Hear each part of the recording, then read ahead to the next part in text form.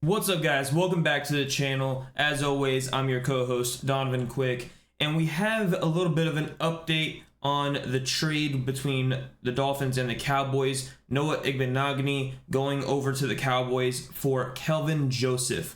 Now, a lot of you are asking why the Dolphins would do this. A lot of you are asking why the Cowboys would do this.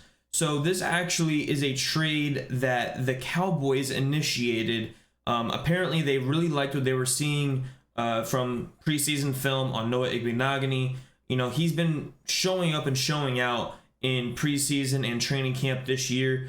You guys know me. I've been singing his praises since pretty much last year, before the Steelers game even. I thought, he was a very talented corner that just needed to put the pieces together, and it looked like he was finally doing that this offseason. Now, the reason for the trade, and I kind of understand it from the Dolphins' perspective, is that this man is going to be buried on the depth chart once Jalen Ramsey comes back and Cam Smith develops.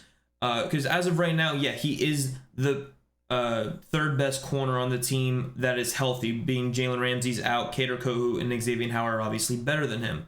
But Cam Smith will be better than him. It's not a matter of if, it's a matter of when. And this is the last year of his contract. He was probably going to walk after this year anyway.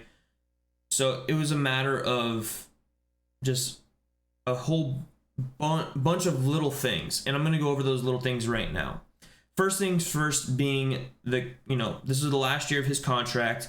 We bring in Kelvin Joseph, who has 2 years left on his deal. He was a 2021 second round pick for the Cowboys. And, he's been showing up and showing out in practice. I'm going to go over his skill set here in a little bit.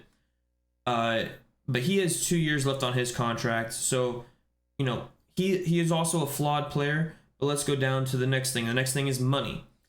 Noah Igbinoghene was due $3.1 million versus $1.2 million for Kelvin Joseph. So we get to save a little over $1 million, and we get out of Noah Igbinoghene's guarantees. So there's the money aspect of it. You have time and money. So that's the two biggest things that really contribute. How far apart are they in skill set? That is yet to be seen. But Kelvin Joseph is also a great special teams player, an elite tackler, and we know that last year that Keon Crossan kept playing over Noah Igbinoghene and kept getting the active day spots because he was the better special teams player. Now, as you know, I was always mad about that, but Kelvin Joseph comes over and he's a better special teams player than him.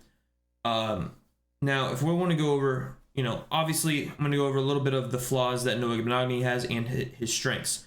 Those being his strengths, he has good coverage, struggles to get his head around, good footwork. He's extremely young and extremely coachable.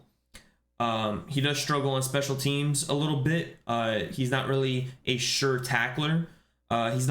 He sometimes lacks the aggressiveness and the trust in his own abilities. You go on the flip side, Kelvin Benjamin. He has elite He's pretty much Cam Smith, but a little bit older. His elite makeup speed. His footwork's a little jittery. He can get better with his footwork. He has great ball skills, so he gets his head around. He gets to the ball. He's able to make the pass breakup or the interception. And he's a sure tackler. He's an aggressive tackler. And so this is like we see that they love Cam Smith. Obviously they're working on him getting a little bit better each and every day. A lot of people are saying that Eli Apple beat out Noah Igbinoghene. That's just not true. Igbo has that CB3 spot on lock behind Kader Kohu and Xavier Howard. Eli Apple, he's consistent, but he's burnt toast. He's burnt toast for a reason. But we bring in this guy who can help out on special teams, especially since our special teams unit took a massive hit. Keon Crossan going on injured reserve. Justin Bethel is going to start the year on injured reserve. And Elijah Campbell, we cut, and he made the roster. Justin Bethel got cut, and he's going to be out for a significant amount of time. We're probably going to bring him back on the practice squad on injury. It's a complicated injury settlement thing. And then Elijah Campbell's going to start the year on IR. So our special teams unit took a pretty good hit over the past week and a half. So to bring in another guy that's great at special teams, can also be a good depth piece for corner position. That's really what it's about. Especially with Keon Crossan also being out for the year.